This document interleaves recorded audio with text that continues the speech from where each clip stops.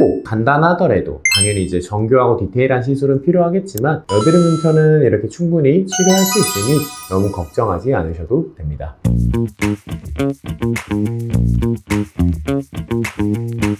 안녕하세요. 흉터 읽어주는 한의사의 한의사 조현기입니다.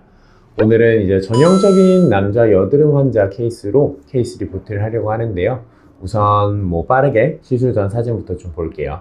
오늘은 이제 오른쪽 볼부터 좀 볼 텐데요. 측면 사진 보시면 우측에 좀 또렷한 박스카 형태들이 보이고 중간중간에 아이스픽 흉터들도 좀 혼재되어 있어요.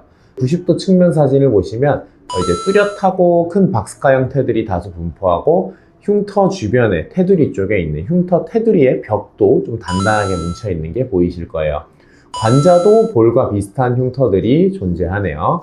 왼쪽 볼도 보시면 오른쪽 볼과 비슷하지만 오른쪽보다는 조금 깊이감이 좀 덜한 형태예요. 90도 아예 이제 측면 사진을 보시면 왼쪽도 흉터벽이 좀 단단한 큰 박스카 형태들이 있는데 관자도 작은 박스카 형태들이 존재하고 있습니다. 그리고 이제 중간중간 아직 여드름도 조금 나고 있는 상태세요. 이분 같은 경우는 다른 흉터 치료 경험은 없으셨고 압출만 몇 번 받아보셨어요. 그래서 이제 새살침이 이분의 첫 흉터 치료라고 이제 보시면 될 것 같고 이제 막중한 책임감을 가지고 열심히 이제 치료에 들어갔습니다. 그리고 이런 흉터벽이 단단하고 큰 박스카 형태의 흉터들의 경우는 시술 시에도 조금 더 두꺼운 침을 이용하여 흉터벽을 좀 허물고요. 단단한 유착을 끊어내는 느낌으로 조금 더 강하게 시술이 들어가는데요. 환자분께서 압출 정도의 통증이라고 느끼시고 크게 불편하시진 않았어요. 이제 3회차 이후 사진 보시면 오른쪽 볼 먼저 보시면 시술을 통해 이제 재생이 일어나고 있어서 붉은기가 아직은 존재하는데 페인 흉터 안쪽에 보시면 살이 찬 모습이 좀 보이실 거고 90도 측면 사진을 보셔도 살이 차면서 높이 차이가 좀 줄어든 상황이 좀 보이실 거예요. 관자 쪽도 많이 흐려진 형태고 왼쪽 볼 보시면 오른쪽과 마찬가지로 붉은기가 먼저 좀 보이긴 하지만 개별 흉터를 보면 흉터가 좀 올라온 느낌이 들고요. 90도 측면 사진을 봐도 흉터 테두리 벽이 이제 조금 흐려지는 느낌처럼 좀 되고 있어요. 관자도 마찬가지로 조금 채워진 느낌이 들고요. 6번째 이후 사진입니다. 오른쪽 먼저 보시면 3회차보다 약간 더 이제 흉터 테두리가 좀 흐려진 모습이고 90도 측면 사진 보시면 높이감은 이제 거의 끝났어요. 대부분 채워졌고 흉터 테두리가 좀 남아있는 형태고 이제 지금부터는 사실 이제 높이를 올리는 느낌보다는 흉터 벽을 좀 허물어서 테두리를 좀 트이게 하는 작업이 좀 중요해요. 그래서 이제 새살침을 할 때도 침도 조금 더 얇은 침을 이용하여 흉터벽을 없애는데 좀 초점을 두게 시술을 했고요.